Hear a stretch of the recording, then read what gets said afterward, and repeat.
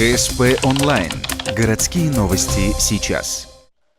Пятница – еженедельная общегородская планерка. После обязательного отчета о текущей ситуации в городе, кстати, все более или менее в порядке, слово берет ухтинское здравоохранение.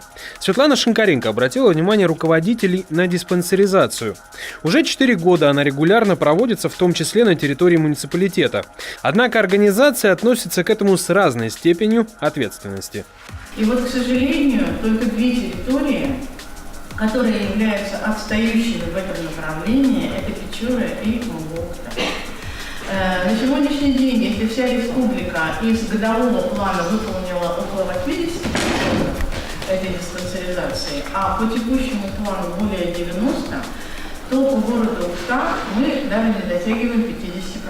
Мы около 50%. Как отметила руководитель городского здравоохранения, среди тех, кого стоит похвалить в плане диспансеризации, например, Ухтинское управление образования. А вот Почта России и Сбербанк, наоборот, отстают.